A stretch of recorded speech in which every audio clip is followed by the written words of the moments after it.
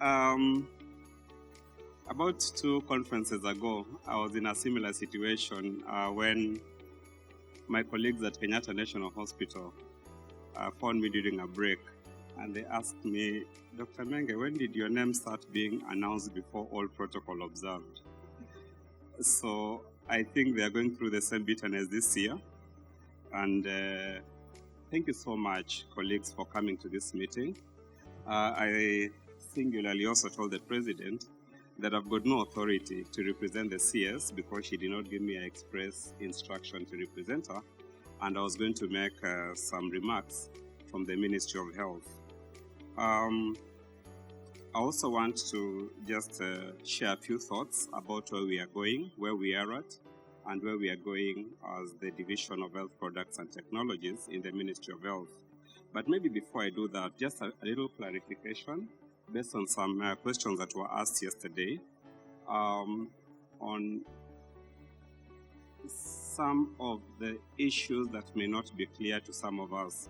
A few years ago, the ministry made a decision that it is going to be a function-based ministry as opposed to a cadre-based ministry.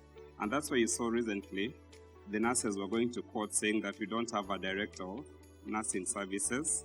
And there was a comment also that you do not have a director of pharmaceutical services. Now, when devolution happened, all those functions of director of pharmaceutical services or at whichever level need to be function-based and therefore, or they need to be cadre-based, and therefore all of us have to strive so that those recognitions happen at that level. And therefore, if you come to the Ministry of Health, the functions are based on the health policy, which I know all of us have read. They're also based on the Health Act, which I know all of us have read.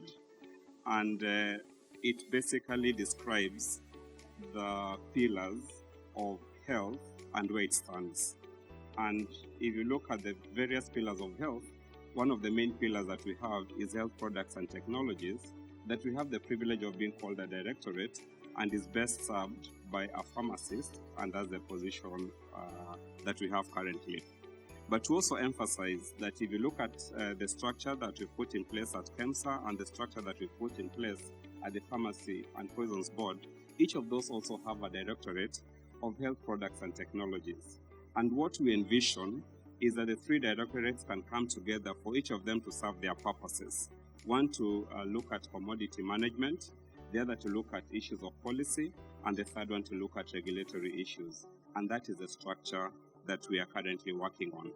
The Director of Pharmaceutical Services, I know most of the referral hospitals have gone that direction, and they have a substantive Director of Pharmaceutical Services. And I would encourage that those of us in the counties or in any other place could be able to have that, because that is a designation, that is not a position for one individual. And I know that various things are being worked on to be able to rectify that as it relates to the acts that govern us. Therefore, I'd like us to just understand that the Ministry of Health right now is structured based on function and not based on cadre. Where are we going as a ministry? The reorganization that happened in the ministry recently that I had the fortunate opportunity to go and help the Directorate of Health Products and Technologies was really to help us to separate the functions so that we can be able to improve efficiency. Some very basic things about the opportunities we have as pharmacists is that if you look at the focus that the current government is going on, the biggest priority is on commodity security, the issues of commodity security. How do we ensure that all our commodities are available, accessible, affordable, and efficiently supplied, and also there's a form of accountability. That's a responsibility we all need to take as pharmacists at our individual capacities. The ministry will be focusing on 4 main pillars. Thank you, Louis. As I said, the first one is on commodity security, with the broadness and the largeness of how we can be able to interpret that.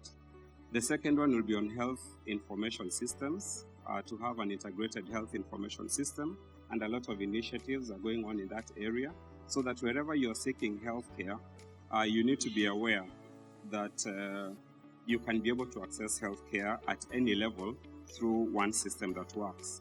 The other one is on the area of human resource for health, will be another focus of the current ministry.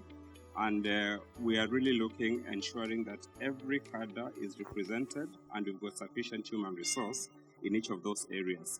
The final one is health financing, where the model of health financing is actually moving away from, or is moving to a service-based reimbursement. Now, I'd like to really emphasize on this because whatever reforms we are going to see in the space of health financing, especially where NHI is concerned, as pharmacists, we've got an amazing opportunity to prepare ourselves in that area, because the direction that the government is having is that pharmacies or a pharmacy care package is going to be developed so that every single pharmacy can offer services to the public and get compensation for the services that they offer. That has already gone on to quite a lot of extent. And Mr. President, I don't want us to complain when it is done. I don't want us to appeal when it is done. I want us to be right in the middle of it, giving direction on how it needs to be done. Yesterday I was talking to a colleague and I was saying that I wonder whether we could be able to get insights to the Kenya Pharmaceutical Association conference, whether they'd be discussing the kind of things we were discussing yesterday, or they could be strategically placing themselves to benefit from the pharmacy financing model and how they can be able to take advantage of it. I just want to encourage us that as pharmacists, we need to reorientate ourselves with where the government is going so that we are not a reactionary profession, but we can be able to give direction on what is happening ahead. The government has licensed more than 9,600 facilities to practice at various levels, and those are basically hospitals that are there. And with some of the changes that have happened, it basically gives confidence that we can say that there is security for 9,600 pharmacists to be responsible for managing health products and technologies in those facilities. We need to leverage and make our case for that. 48% of what every patient pays for within any healthcare system is for HPTs, including medicines. 48% of the healthcare costs go to HPTs. How can we as pharmacists be able to leverage and know that 48% of healthcare needs to be managed at our level? A single product is manufactured locally. What do our manufacturers manufacture? Look at your pharmacy. It is mainly syrups and other